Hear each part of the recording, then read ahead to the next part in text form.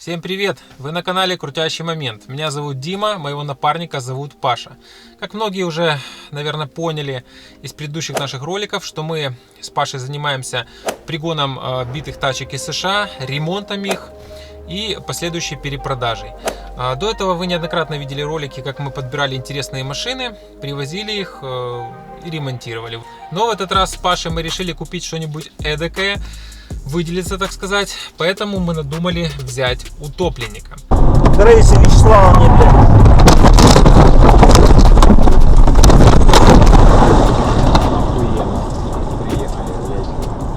Ебутся коты. Плывем. Вот это поворот! Утопленники максимально сложно восстанавливаются, в основном люди их побаиваются, но на них порой можно очень хорошо заработать, как повезет. Продаются на аукционах эти тачки дешево. Вот. Мы подобрали одну из таких машин. Естественно, это будет едущая машина, потому что наш канал про гонки. Мы нашли 340-ю BMW на полном приводе, в полнейшем импаке, очень модная, заряженная, полнейшей комплектации. Конкретно данный автомобиль, скорее всего, сошел с трассы и немножечко слетел в озеро. Именно то, что нам и нужно. Попробуем с Пашей сейчас ее поторговать, привезти, отремонтировать. Ремонт будет явно нелегким, но мы его сделаем максимально качественно, чтобы за машину не было стыдно и все работало вот на ура, как часы. Ну и потом, естественно, мы ее продадим. Ну что ж, давайте попробуем поторговать на площадке Копорт вариант, который мы подобрали, привезти его и восстановить. Поехали. Так, пошли торги. Там мне даже стрёмно нажимать на кнопку. Так, ладно, пока ждем. Выжидаем. Как друзья Посейдона, который нам подсказал хороший движ, что надо притарить затопленную BMW 340. Где Грузия нервничает. Они тоже любят такие тачки. 4650, да! Прыгнем вперед. Возможно, совершают большую ошибку. Чувак, вы выиграли. Я закрыл ее.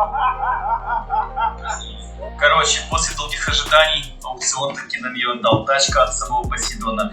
На ней мы сможем обгонять даже подводные лодки. Аукцион вот отдал нам ее за $4650. Ой, чувствую, мы с ней намучаемся, но будет веселый контент. Ну что, друзья, вот она, тачка Посейдона. Да, топлячок, битый, но, к сожалению, еще не горел. Если бы эта тачка еще горела, то тут был бы полный комплекс. Что у нас в салоне? Салон, ребята, в полном говне. Как будто тут мазались какой-то лечебной глиной. Ну, вот так вот. Сейчас будем пробовать тачку грузить на эвакуатор и перевозить на СТО. Да, вот наш покойничек. Что-то накапало. Ребят, в прошлый раз, когда я приезжал на терминал, показывал машинку, крови не было. Ну, не знаю, что произошло. Короче, в двух словах. Значит, в каких цилиндрах была вода? Во всех. В первом, четвертом. Даже грибы были. Что здесь ничего не поменялось. Ну, вот так вот, ребята. Да, топлячок есть топлячок. Надеюсь, что все мы сделаем быстро и оперативно. Масла, фильтра. Ребята, довезли вам? Да, все есть уже. Во всех пригнанных тачках из США мы всегда полностью меняем масла. Это очень важно, потому что автомобили зачастую подолгу стоят на стоянках и масла теряют свои свойства. В данном случае машина была утоплена и очень важно поменять все. Если говорить конкретно, то мы поменяли масло в двигателе, в коробке, в переднем редукторе, заднем редукторе и раздатке. В принципе, весь набор вместе с фильтрами. Все масла залили фирмы Rockoil, однако в коробку не было в наличии, поэтому залили оригинал. 3 days later. На следующий момент машинку разобрали. Торпеда, руль, приборки, блоки, все дела. Даже монитор. В багажнике куча хлама. О, ребята, салончик, конечно, оставляет желать лучшего. Особенность ремонта таких машин заключается в том, что утопленник должен быть разобран полностью, ведь коварная вода попадает буквально во все узлы.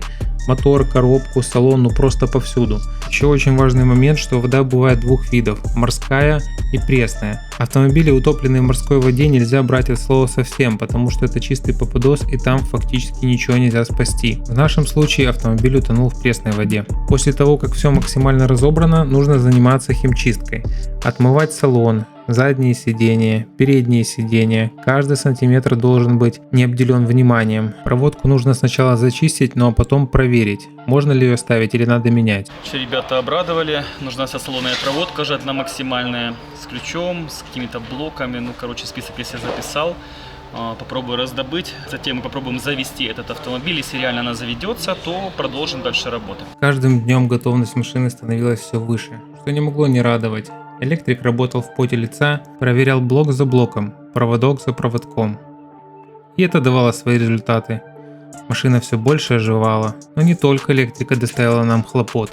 Также пришлось поработать с ходовой. Такая работа всегда для крепких ребят, которые не боятся испачкать руки и всегда готовы к тяжелой работе. Для оптимизации стоимости ремонта запчасти мы брали частично новые, оригинал, частично лимфердер, кое-что брали с разборки. Хочу обратить ваше внимание, что в нашей комплектации стоят М-тормоза, а это ни много ни мало 4-поршневые тормоза Brembo спереди на 370 мм и сзади могучие тормоза на 345 мм, 2 поршня. На этих кадрах мы с вами видим, как электрик проверяет блоки. По возможности их ремонтируют, кое-что приговаривают к мусорнику и, соответственно, составляют нам список, что конкретно нам нужно купить. Учитывая то, что у нашего бумера максимально полная комплектация, найти нужные блоки – та еще проблема. По ходовой все подтянули. Смотрите, какой модный выхлоп M-Performance. Такой вот замудрый. Я такого еще не видал. Что касаемо ходовой, предварительно мы поменяли рычаг на схождение. Вот эти вот рычаги, поперечные и нижние. Далее пройдемся в передней части автомобиля. Здесь я взял рулевую тягу с наконечником в сборе и тягу стабилизатора. Предварительно все хорошо. Скоро поставим машину на развал и посмотрим. Если все стрельнет, будет реально круто. Так, а ну стоп. Я слегка вас обманул, это не все. Вам видно, да, что зазора между колесным диском и передней левой стойкой нету. Скорее всего, согнула цапфу. Попробую подкинуть бэушную цапфу, сделать развал. Если это не поможет, придется покупать вот эту вот крутую модную стойку. Она стоит немало. Такую вот посылочку мне ребята передали. Так, посмотрим, что у нас здесь. Да, вот приборка, блоки, жгуты проводки. Тут я вижу есть ключ. Ну, надеюсь, что все подойдет и этот зверь заведется. А ну. Да, тут пахнет свежестью уже, наконец-то. Видите, что полностью вымыли весь кузов, все разобрали в ноль. Дим, бензин слили? Да. С водой был? Немножко. Ага. Короче, вот так вот, вода даже попала в топливный бак. Какие шансы, что это топливное корыто заведется? Ну это жестко, конечно. Не знаю. Шансы малы, очень малы. Честно, ну вот конкретно ребята позвонили, говорит, Паха, приезжай, сейчас будем заводить твой корч. Я такой, как с надеждой на крылья приехал. Ну вот именно вот сейчас наступает тот торжественный момент, когда она либо заведется, либо ни хрена не заведется. И мы будем знать точно, попали ли мы на мотор или нет. Все-таки, я ранее уже говорил, в цилиндрах была вода во всех, воду ребята слили, но надежда все-таки есть. Сейчас тот самый торжественный и ответственный момент. Ребята, и ёбана в рот, ребята, она завелась. Я не верю. Шепчет малышка. Блять, ну как так? Машина была топливная по крышу. Вы посмотрите, что происходит сзади. Да, это кальянная, да? Блин, ну я реально в шоке. Эмоции меня переполняют. Большой плюс то, что мне не надо покупать мотор с разборки, который стоит около $4000. Столкнулись с следующим нюансом. Это раздатка от нашей тачки, она была притоплена. Дима, что там было в двух словах? Разбухли фрикционы. Угу. Это что, ремонтировать смысла нет? Надо, короче, нет, это не ремонтируется. Дешевле поменять. Ага. Ну, ребят, вот такой небольшой залет. Раздатку купим, привезем. Ну, какие еще вопросы? О, нашел раздатку, была недалеко, в Харькове. Вот на красотка, взял за $400, цена демократичная. Да, помимо раздатки я попал на рейку. В рейку попала вода. В электрочасть пробовали разбирать, смотреть, это ни к чему не привело. Радует только демократичность цены. Рейку взял реально недорого для машины такого ценового сегмента. На этих кадрах вы видите процесс подбора запчастей, а именно я указываю пальцем на запчасть, которую нужно поменять. Тут мы уже меняем рейку. Процесс это несложный, но достаточно трудоемкий. Вообще самая большая проблема заключается в том, что утопленные машины гораздо дольше и сложнее восстанавливать, чем машины после обычных ДТП, а мастера, которые занимаются восстановлением, должны быть очень педантичны и внимательны. Сегодняшнее шикарное утро началось не с кофе. Сейчас я буду перевозить свою 340-ю BMW на кузовной ремонт. Как обычно в этом деле мне помогают ребята с СВО Официал. Это надежный проверенный эвакуатор, всегда вовремя и за разумные деньги. Ссылочка на них будет в описании. Вот так выглядит машина на сегодняшний день. Приборка торпеда, руль мы родной отдали на перешивку. Потолка нет, салон разобран. Короче, тачка готова максимально к зомби-апокалипсису. Сейчас обварим ее решетками, наварим клыки, усилители, трубы и в бой. Ну, впрочем, я, конечно, шучу. Доукомплектуем машину после кузовного ремонта. Так, аккумулятор у нас слабоват, но машинка заводится. Это радует. Бля, селектор. Вот он упал. Жесть. Так. И что тут, блядь, делать надо? О, задняя. Воля, ребята. Камеры, все есть, все работает. Давайте пройдемся по фронту работ, которые я сейчас буду делать на малярке и рихтовке. Значит, я установлю бампер, покрашу его, заменю капот, покрашу крыло плюс покраска. Заднюю дверь я купил в цвет у ребят на разборке. Также будет ремонт задней арки с покраской. Ну и как я вижу, стоит, конечно, обновить покраску заднего бампера. Это мы тоже сделаем. Восстановление подобных автомобилей дает особые эмоции. Ты как будто растишь ребенка, наблюдаешь за ним каждый день, как он развивается и становится лучше. Так и тут. Постоянно прикручиваешь новую запчасть, бежишь в магазин искать, покупать ее, заботишься о машине, всячески помогаешь ей. И она тебя радует. С каждым днем она становится все краше. И самое печальное время – это время расставания. Ведь непременно проект будет закончен, и придет клиент, достанет деньги и рассчитается. Для него это будет лишь игрушка. Ну а я отдам частичку себя. Но отдам без сожаления, с радостью. В данный момент вы видите, как машину подготавливают к покраске. Работа эта кропотливая, требует усидчивости и внимательности.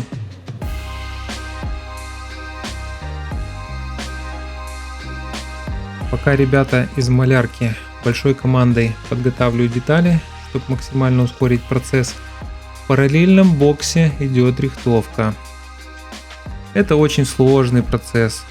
Необходимо иметь много разного оборудования и сноровку.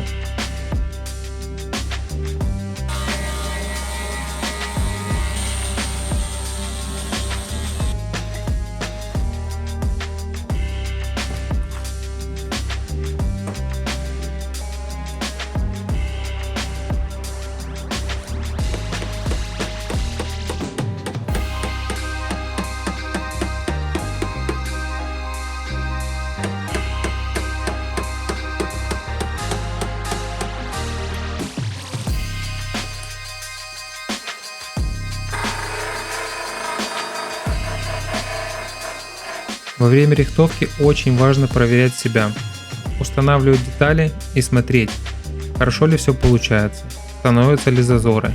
Ведь очень важно, чтобы зазоры были заводские, чтобы все было правильно и красиво, потому что машина не дешевая и все клиенты будут смотреть, чтобы все было хорошо. Мы никогда не принимаем работу у мастеров, если видим, что зазоры не такие, как надо. Это очень важно. Пока ребята из рихтовки заканчивают свою кропотливую работу, в малярке уже кипит покраска полным ходом. Сначала машина скрывается краской, ну а потом лаком. Красить машины – это фактически искусство. У человека должна быть правильно поставленная техника, правильно подобранные материалы. В покраске существует множество нюансов. Все из них нужно учитывать, со всеми нужно считаться. Плюс важнейшим моментом в покраске является подбор самой краски. Это очень сложный процесс, и в основном мало кому удается подобрать краску на 100%. Порой это бывает большой проблемой. На малярке все готово. Сегодня я займусь сборкой своего автомобиля. В планах собрать по максимуму, ну а там как получится. Очень многие знают, кто работает на СТО, что собрать за один день машину и выставить в идеал зазоры — это очень сложно. Но попробуем. Сборка. Сборка это не про высшую математику. Сборка это про внимательность. Это про желание тратить много-много времени для того, чтобы переделывать одну и ту же работу. Потому что постоянно какие-то нюансы идут не по плану и не становятся зазорчики. И это все нужно переделывать снова и снова. Но есть в этой работе и приятные моменты. Это распаковочка и работа с новыми запчастями, с чистенькими, только что выкрашенными. Этот процесс в корне отличается от разбора автомобиля после ДТП, где машина грязная и ты после работы становишься грязной. Спустя десятки восстановленных после ДТП автомобилей я пришел к выводу, что сборку лучше всего делать самому, если, конечно, позволяет время, потому что ты все контролируешь и уверен, что все зазоры будут правильные, и в процессе продажи тебе не будет стыдно и машина действительно будет достойной. Это очень важный процесс, но во многом он зависит от качества рихтовки. По малярке все готово, Андрей полировал наш автомобиль. Получается, выпал один нюанс. Я до последнего надеялся, что такого не случится. Ранее вы видели, что мы покупали заднюю левую дверь с разборки. Цвет машины у нас А300. Да скажете вы, что тут такого сложного? А300, да и А300. Это обычный белый цвет, но оказалось на практике все сложнее. Значит, смотрим. Получается, что у нас слегка желтее задняя арка, чем вот эта дверь, которую мы брали с разборки. Но визуально тут понять сложно, потому что красили мы, как видите, помните, переднее крыло, двери мы не красили и заднюю арку. Сейчас ребята замотовали задний бампер, полирнут его, и надо будет принимать какое-то решение. Значит, тут варианты какие. Первое — это попробовать покрыть заднее левое крыло другим лаком. Если оно не побелеет, то, скорее всего, придется перекрашивать дверь, которую мы брали с разборки. Либо брать родную дверь с небольшим дефектом, рихтовать ее и красить. Почему? Потому что некрашенная дверь с разборки нам обошлась $300, а ремонт той двери у нас там обойдется долларов, наверное, 50-70, плюс покраска. Но в любом случае, если делать по красоте, чтобы все стрельнуло, придется красить заднюю дверь. Значит, то, что мы уперлись, у машины был подкрас по левой стороне. Об этом мы знать не могли, в Карфаксе этого не было. Получается, что мы выкрасили крыло, капот, бампер, заднее крыло, задний бампер, но в Америке был подкрас по передней водительской двери. Она немного другого тона, и в принципе это бросается в глаза. Затем, вы сами видели, мы поставили дверь с разборки, она тоже не попадает в тон с дверью. Значит, в нашем случае, какое мы приняли решение, чтобы не красить две двери, ну, их в любом случае придется покрасить. Значит, мы отрихтуем нашу родную дверь, которая тут стояла, а затем мы покрасим просто две двери. Таким образом, здравствуйте, у нас будет крашен полностью левый бок, но от этого никуда деться мы не можем. Давайте осмотрим левую дверь, заднюю, в каком она состоянии. Видите, что удар не сильный, легкий залом с внутренней стороны. Также тут еще был какой нюанс. Мы купили дверь с разборки, да, вы помните, я еще раз повторюсь. Но тут на форточке идет наклейка M-Performance. Эту наклейку никак переклеить нельзя. Были мысли поменять цельно форточку, поставить новую дверь. Но судьба распорядилась так, что нам придется ставить на место эту заднюю дверь, рихтовать и красить. Таким образом, машина будет полностью в одном тоне, отличаться ничего не будет, и я считаю, что это разумное и четкое решение в нашем случае. Я не могу вам даже передать, насколько печально снова привозить машину в малярку после того, как ты ее оттуда забрал.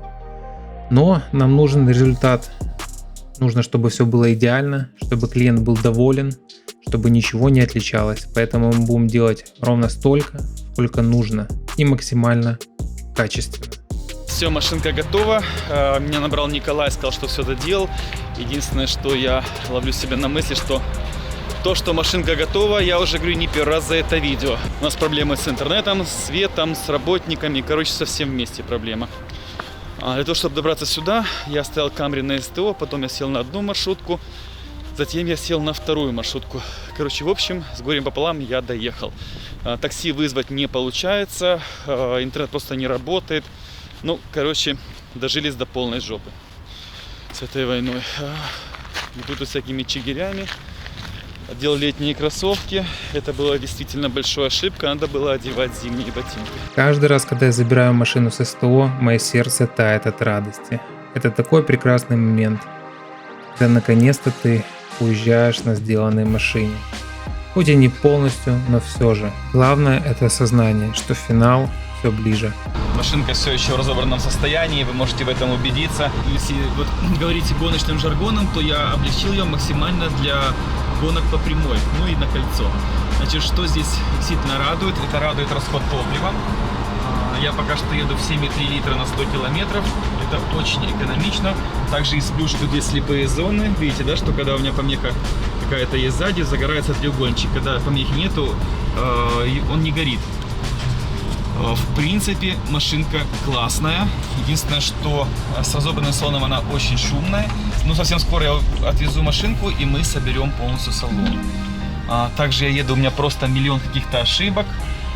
Паркинги, не паркинги, я не знаю, но тут их очень много. Горит чек, ремни, подушки, давление, стабилизация. Короче, видите, да, что у меня горит просто целая гирлянда, и при этом автомобиль едет и достаточно без всяких проблем.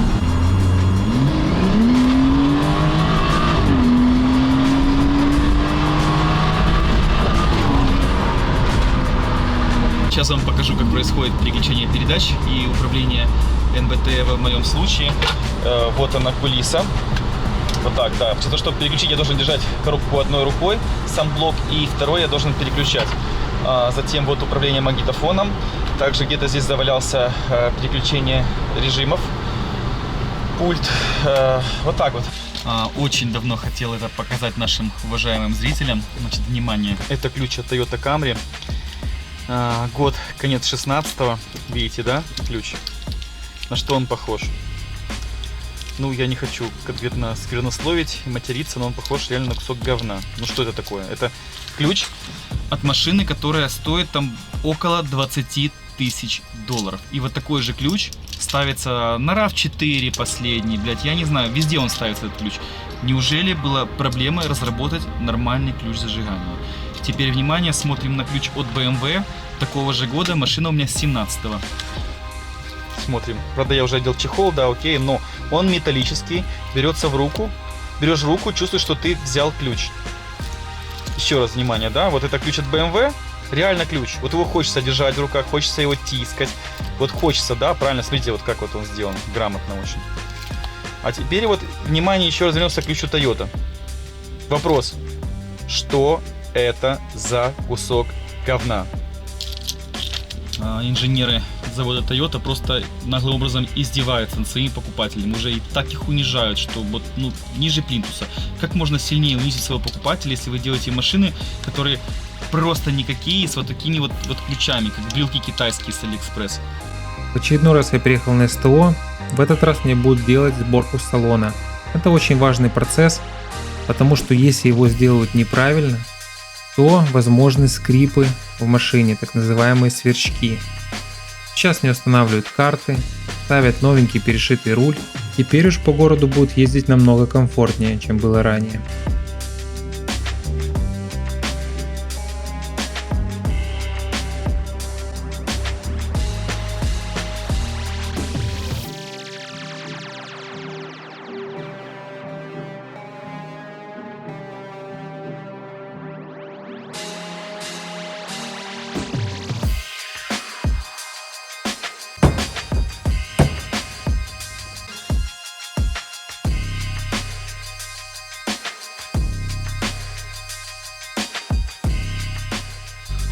Практически победил полностью ремонт по машине. На сегодняшний день у меня полностью собранный салон.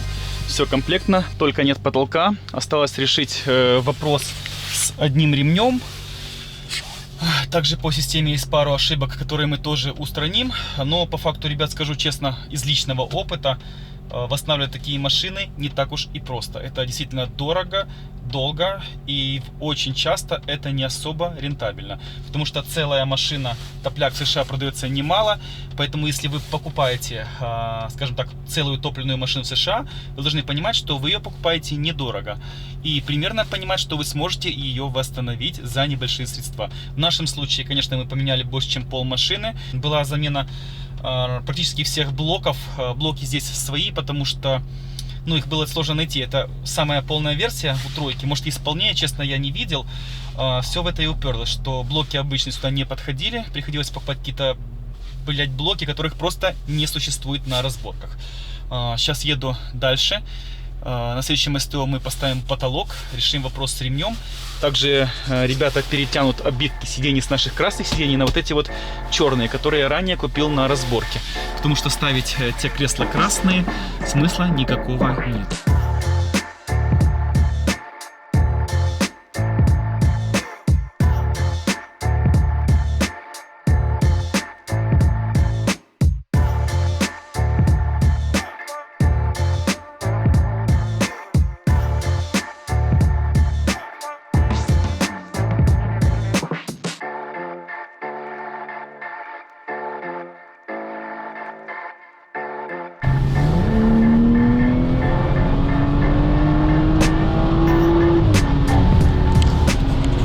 По ощущениям тачка прет неплохо. Я пригнал машину на 6-й.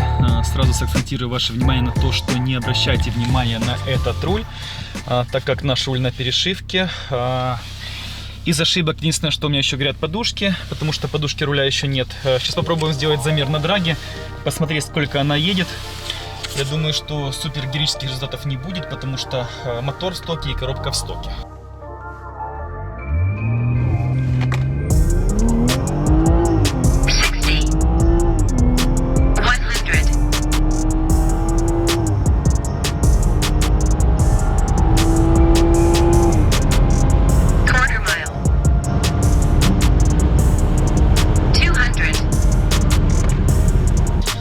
Я поехал 4.58, 100-200 12.22, это действительно неплохо для стокового авто. 60 футов 1.96. Давайте учитывать тот факт, что коробка не шита. Сами видите, что старт вялый. При незашитой коробке гасится момент на первой и третьей передаче. То, что в принципе я и ощутил. Смотрим дальше, что получилось. 1/4 мили 12.62. В принципе, это неплохо. При учете того, что на данном авто 19-е колеса. На семнашках, как обычно это делаю, все знают, что я читер. Я думаю, что где-то вот 12.4 можно было бы реально поехать. Ну что ж, ребята, тачка прет неплохо.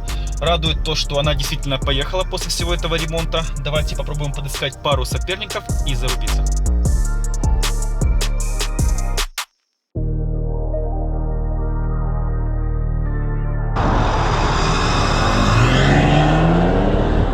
Вот мой первый соперник, это дизельная Е60 на полном приводе.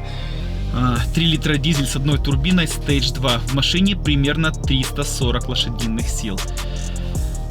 Посмотрим, кто будет быстрее, но я думаю, что победа будет за мной.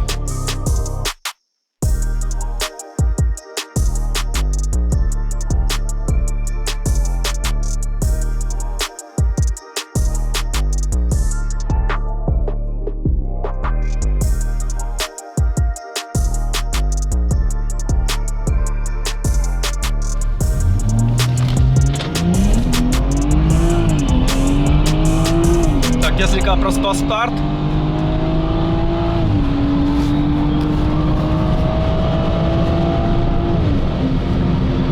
Хорошая заруба получилась. Я слегка проспал.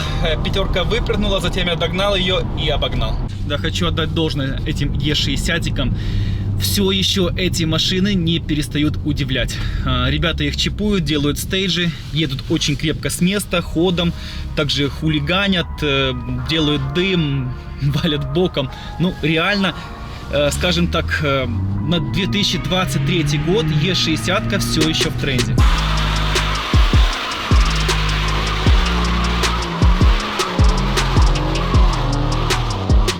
Значит, до чего додумались владельцы Е60. Значит, они берут, допустим, 5.35, 5.30 дизель делают Stage 3, также свапают коробки 8ZF с более свежих версий.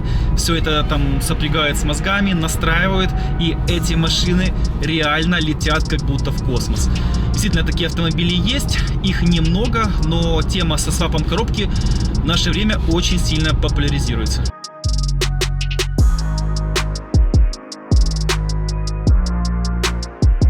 Дизель сила? Дизель большая сила. Я думаю, даже нагнет много-много бензиновых 340-х. Да ладно? Да. Быть такого не может. Ну так давай принимай вызов тогда. А ты что, разведал, что это новой тачки, да? Конечно, конечно. Уже все увидел, специально приехал. Ну давай катнем. Это бэха нашего товарища Андрюхи. Это Е90 на заднем приводе, 3 литра дизель, 2 турбины, первый стейдж. Машине примерно 360-370 лошадок.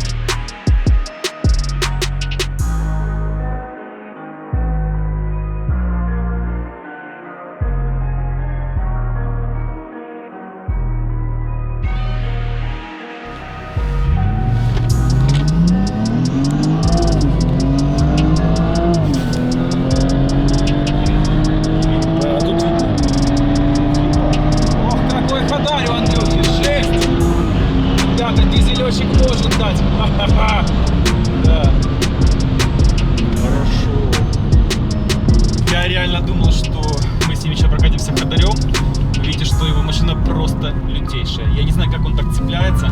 Наверное, таки это фишка того, что он поклал бабки в подвеску, в резину, не знаю во что, но тачка прет хорошо. Давай еще разок, красава. Нормально.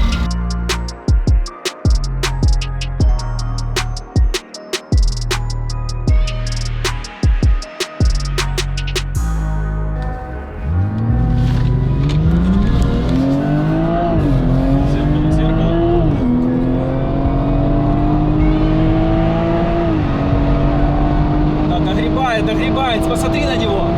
Просто какой-то маньяк. Вот как. Ага. Да нет, развернул как хуйня. Ты стрельнул раньше. Вот негодяй, да? Слушай, ну хорошо, брат, давай вот ходорем для прикола. Я понимаю, что ты будешь первее, но вот смотря насколько это интересно. Давай, давай. Окей, погнали. Да, 100-200 у него куда ярче. Если я не ошибаюсь, он едет средние 10.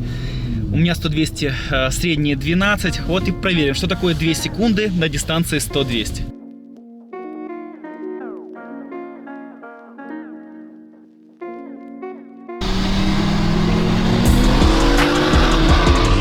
Сейчас получше старт, но, ребята, это дизель в Андрея просто лютый. Вот они 2 секунды, 100-200. Разница, я не знаю, сколько кузовов. 5 кузовов. Казалось бы, что такое 2 секунды? Раз, два. А дистанция пару вагонов.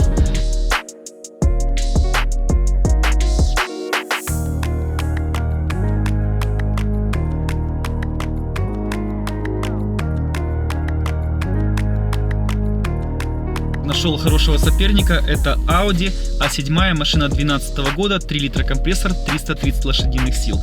Да, сил у меня слегка больше и веса в машине меньше. Для того, чтобы были более равные и честные условия, в моей машине поедем вдвоем.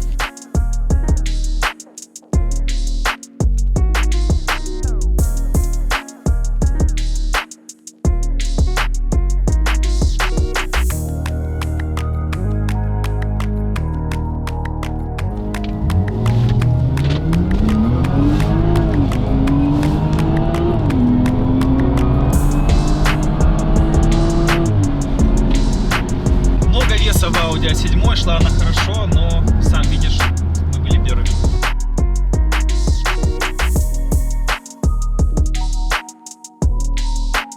Сейчас попробуем Борю в роли пилота, а я буду в роли пассажира-оператора.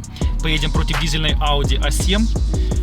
3 литра дизель, 2 турбины, 420 лошадиных сил. Дизельных, ребята. Посмотрим, какой будет итог, потому что ранее мы катались вот этой вот бензиновой. Объехали ее сильно, сами видели, за что нужен соперник по забористе. Я думаю, что вот с этой аудюхой дизельной будет действительно интересно.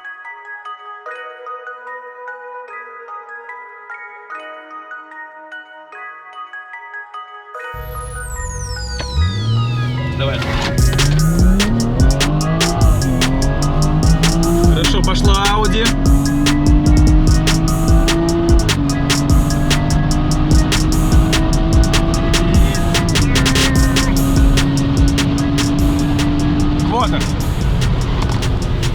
уперли реально вровень. Нас тачки двое, чтобы уравнять весовые категории. Все-таки А7 она тяжелее. Тут даже гадалки ходить не надо. Но, кстати, прикольно она смотрится. Он когда идет на всех парах, у него так вот чуть морду поднимает. И действительно очень эффектно. Плюс учтите, это Audi дизельная, ребята, да. Боря, ну как тебе бэх? Слушай, отлично. Против Audi мы вдвоем ехали, мне очень понравилось. Мне мало ощущений, конечно, но понятно, что по цифрам это прям нормально для стоковой машины. Каен бы поменял на бэху? Да, ну только из-за того, что она может ехать быстрее. Бля, звук космический, это стоковый звук? Да, стоковый звук. У него Швен Performance Kit, там свой выхлоп идет на две заслонки. Короче, это не в гаражах сварено. Нет. Бля, космос просто. Звук офигенный. На сегодня все. Будем заканчивать. Машинка реально вышла очень классная и интересная. В следующем видео вы увидите, как мы будем далее ее дорабатывать, устранять все косяки. А также продолжим заниматься тюнингом. С вас, как всегда, лайки, подписки, бейте в колокольчик. Всем пока.